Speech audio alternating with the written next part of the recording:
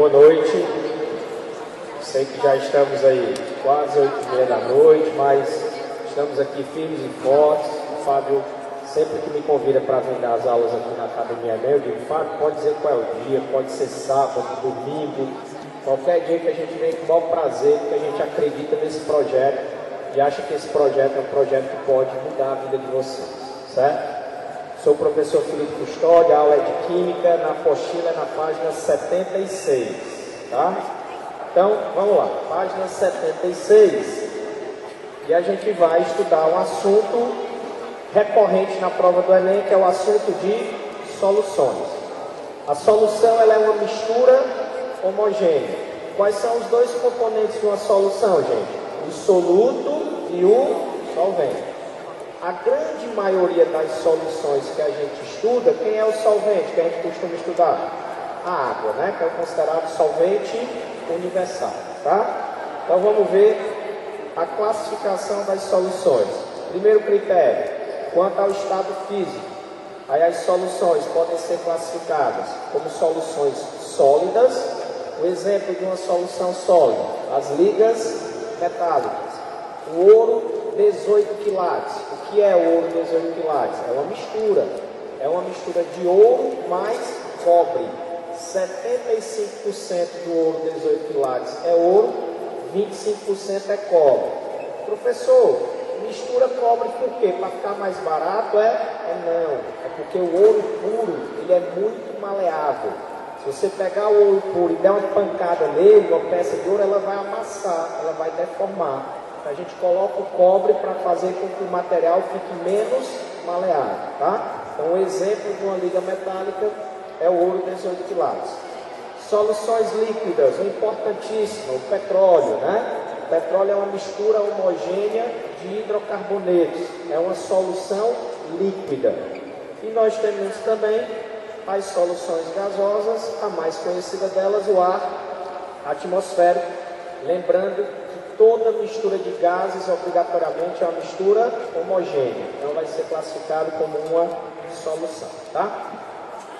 Segundo critério de classificação das soluções, quanto à natureza das partículas do soluto ou das partículas dispersas, tanto faz.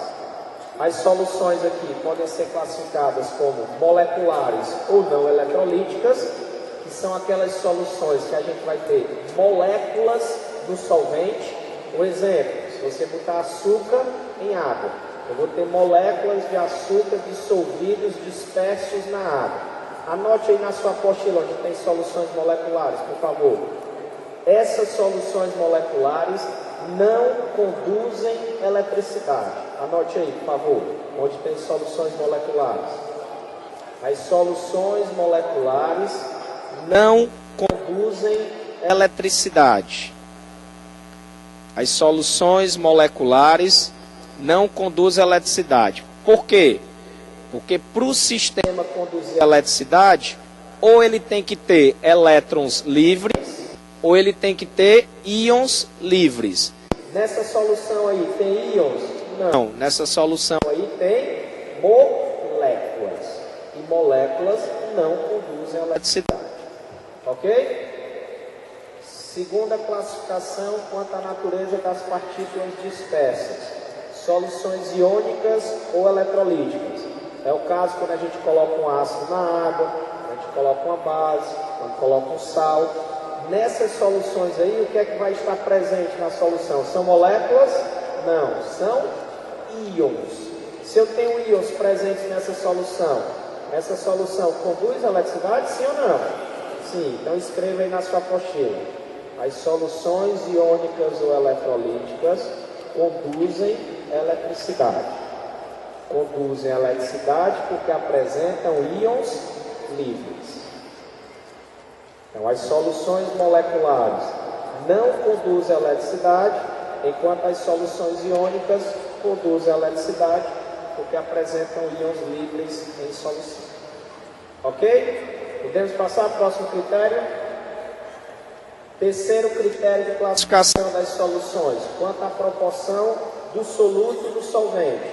Aqui as soluções podem ser classificadas como diluída ou concentrada. Esses são termos do nosso dia a dia. Uma solução diluída, ela tem muito soluto ou pouco soluto? Pouco soluto. E uma solução concentrada, ela tem muito soluto ou pouco soluto? Muito soluto. Então escreva aí. Onde tem solução diluída, você vai botar pouco soluto. Onde tem solução concentrada, você vai botar muito soluto em relação ao solvente. Às vezes, quando o suco está muito forte, aí o que é que a gente faz? A gente dilui, né? A gente dilui colocando o quê? Água, né? Porque na hora que a gente coloca água, a gente diminui a concentração. Diminuir a concentração é diluir. É ter menos soluto em relação ao solvente, tá? Então, diluído é pouco soluto. Concentrado, muito soluto. Ok? Bom, coeficiente de solubilidade é um termo importante no estudo das soluções. Ele é definido assim, ó. É a máxima quantidade de solvente que se dissolve em uma quantidade padrão. Desculpe, a máxima quantidade de soluto, tem um errozinho aqui, ó, no meu PowerPoint, tá? É a máxima quantidade de soluto que se dissolve em uma quantidade padrão de solvente em uma determinada temperatura. É isso que a gente chama de coeficiente de solubilidade. Por exemplo, se você tiver um copo com água e for colocar açúcar, qualquer quantidade de açúcar que você colocar vai dissolver? Você botar muito açúcar no cafezinho lá, bota muito açúcar, consegue dissolver todo o açúcar? Não, porque existe um limite de solubilidade. A esse limite de solubilidade a gente chama de coeficiente de solubilidade. É a máxima quantidade de soluto que dissolve uma determinada quantidade de solvente numa determinada temperatura, tá? Vamos ver alguns exemplos aqui. Ó, o solvente que a gente utiliza é água, tá? É o solvente universal, e a quantidade padrão de solvente é de 100 gramas. Vamos ver um exemplo. KNO3 é um sal, é um nitrato de potássio. Se eu olhar a temperatura de 0 graus Celsius, o coeficiente de solubilidade do nitrato de potássio vai ser 13,9 gramas de nitrato de potássio por 100 gramas de água. O que é que significa isso? Que nessa temperatura, 100 gramas de água conseguem dissolver no máximo 13,9 gramas de nitrato de potássio. Se eu colocar mais que 13,9 gramas, vai dissolver? Não, é o excesso lá da história com o açúcar que eu falei. Você bota muito açúcar no cafezinho, tem uma hora que o açúcar fica lá embaixo, ele não dissolve mais. Olha aí, ó, se eu mudar a temperatura, o que acontece com o coeficiente de solubilidade? Ele muda. No caso do KNO3, aumentei a temperatura para 30 graus Celsius. O coeficiente de solubilidade vai para quanto? 45,8 gramas por 100 gramas de água. Aumentei para 100 graus Celsius. O coeficiente de solubilidade vai para quanto? 245 gramas em 100 gramas de água. A grande maioria das substâncias, quando a gente aumenta a temperatura, aumenta o coeficiente de solubilidade. Esse é o comportamento para a maioria das substâncias. Agora, existem algumas poucas substâncias, eu vou mostrar um exemplo agora, que quando você aumenta a temperatura, ao invés de aumentar a solubilidade, faz diminuir, tá? Vou mostrar um exemplo, ó. CaOH2 é uma base, é o hidróxido de cálcio. Olha o coeficiente de solubilidade a 0 graus Celsius. 185 vezes 10 a menos 3 gramas por 100 gramas de água. Vou aumentar a temperatura. 70 graus Celsius. Aumentou ou diminuiu o coeficiente de solubilidade? Diminuiu. Diminuiu de 185 vezes 10 a menos 3 para 106 vezes 10 a menos 3. Isso não é o comportamento da maioria das substâncias. Uma minoria das substâncias apresenta esse comportamento. E quando aumenta a temperatura, diminui o coeficiente de solubilidade, tá? Olha aí os gráficos, ó. Essas substâncias que as curvas estão ascendentes, KNO3, K2CrO4, NaCl, são substâncias que eu aumento o coeficiente de solubilidade com o aumento da temperatura. Por isso que a curva é ascendente. Está aumentando a temperatura, o coeficiente de solubilidade está aumentando. Já essa outra substância aí, ó, o Ce2 SO4,3, que é o sulfato de sésio. Quando aumenta a temperatura, a curva dele está o quê? Descendente. Na medida que aumenta a temperatura, está diminuindo o coeficiente de solubilidade.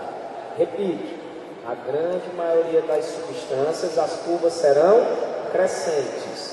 Uma minoria das substâncias, a curva vai ser decrescente, tá? Vamos agora classificar cada uma dessas curvas aí, ó. Dissolução endotérmica. O que é que significa uma dissolução endotérmica? É aquela dissolução que absorve calor. A solubilidade, nesse caso, vai aumentar com o aumento da temperatura. São aquelas curvas crescentes, tá? E nesse caso, como vai absorver calor da água, a água vai ficar mais fria, tá? Então você bota o sal, quando ele dissolve, ele absorve calor, você pega lá do frasco, do copo, por exemplo, a água está mais fria. Exatamente porque há uma absorção de calor. Olha já. Olha o gráfico da dissolução endotérmica, ó. É exatamente aquele gráfico que a curva é o quê?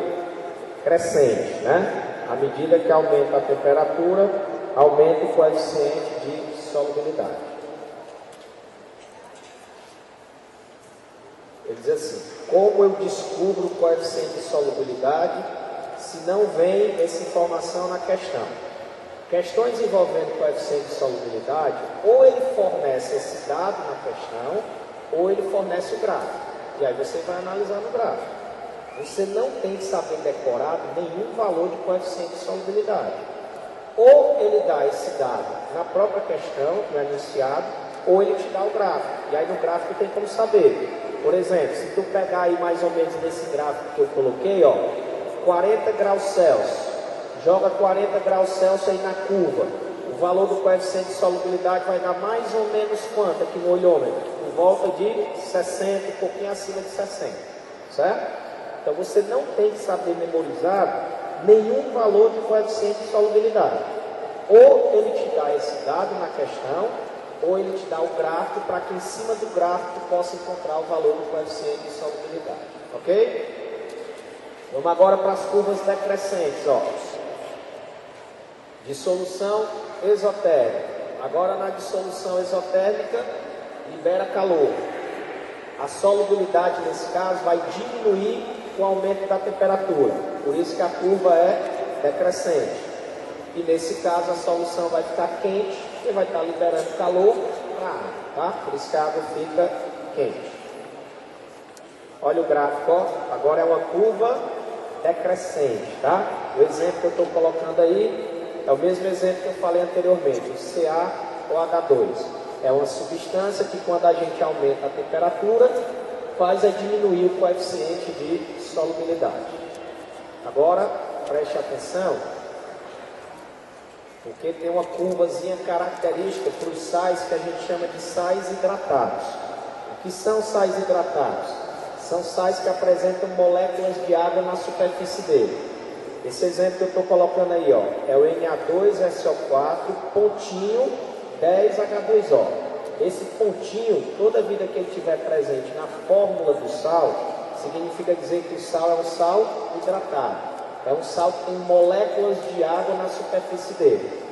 Alguns sais têm alguns buracos, algumas crateras na sua superfície. E aí as moléculas de água se acomodam nessas crateras, tá? Os sais que têm essa característica são classificados como sais hidratados.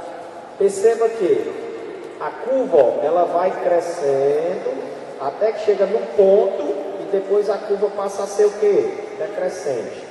Esse pontinho aí, ó, tá lá em cima do gráfico, a gente chama de ponto de inflexão. Todo sal hidratado vai apresentar no seu gráfico do coeficiente de solubilidade um ponto de inflexão. Esse ponto de inflexão é exatamente o ponto que vai separar o sal hidratado do sal sem água. Perceba que depois do ponto, ó, ele passa a ser Na2SO4. Não tem mais as moléculas de água. Então, é característico para os sais hidratados, no gráfico de coeficiente de solubilidade, um ponto de inflexão, que é exatamente esse ponto lá em cima do gráfico que vai mudar a característica de solubilidade do sal. Música